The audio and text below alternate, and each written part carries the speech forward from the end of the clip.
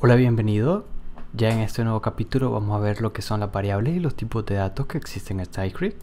Vamos a ver primero qué es una variable. Pues podemos definir una variable como un espacio donde se guarda información. Esta puede ser constante, donde su valor nunca cambiará, y esta por lo general la definimos al inicio. También existen las variables normales, que son las que vamos a utilizar por lo general la mayor parte del tiempo. Las variables constantes es, por ejemplo, voy a definir un ajuste. Pongámosle que voy a definir de que cada vez que la aplicación se abra me muestre un mensaje, y eso no va a cambiar.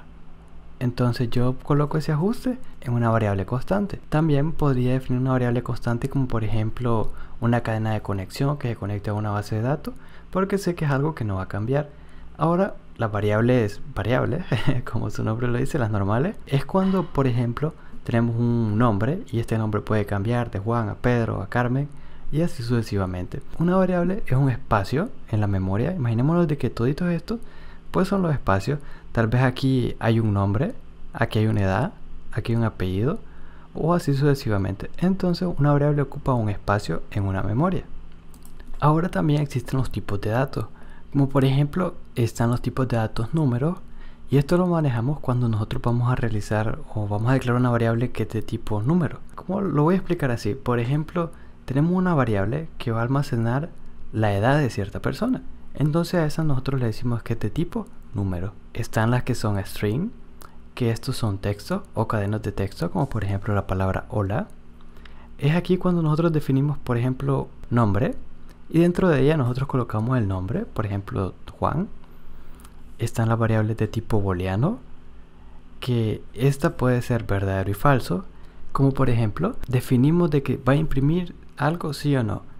Entonces creamos una variable que diga imprimir, y dependiendo si sí o no, le declaramos en verdadero o en falso.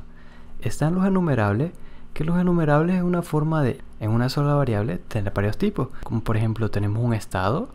Ese estado puede ser abierto, cerrado o anulado, por así decirlo. Entonces, en una sola variable podemos definir esos tres tipos de estado. Ya vamos a ver un ejemplo de cada uno más adelante. Está el tipo de variable any, que este lo utilizamos cuando no sabemos qué tipo de datos va a tener la variable que estamos declarando.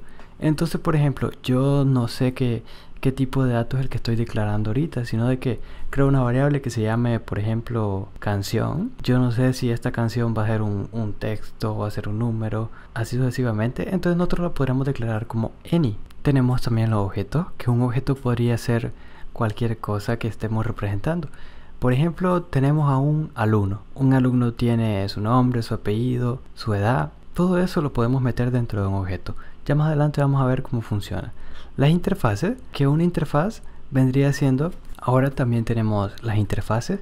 Una interfaz, definiéndolo de una palabra bastante sencilla, vendría siendo como una plantilla que nosotros vamos a utilizar y de la cual se va a regir todo lo que hagamos. Como por ejemplo, tenemos una suma. Esa suma se va a realizar en todo donde nosotros implementemos esta interfaz. Están los arreglos. Un arreglo podría ser como una lista. Nosotros imaginémonos de que tenemos una lista de personas. Tenemos a Juan, Pedro, María. Entonces un arreglo vendría siendo ese listado, donde nosotros podemos decirle, puede ser un listado de números, puede ser un listado de nombres, un listado de booleanos, un listado de objetos incluso. Ya más adelante vamos a ver cómo funciona. Están los tipos null, que null es cuando no tiene nada, o sea que esa variable está, por así decirlo, vacía. Y está undefined, que es cuando no ha sido definida. Esta por lo general se declara o se utiliza cuando se acaba de iniciar un dato, y por lo general está undefined porque no se le ha definido nada. Ya más adelante pues vamos a empezar a ver un ejemplo por cada uno de ellos y lo vamos a ver en el siguiente capítulo ya un poco más detallado.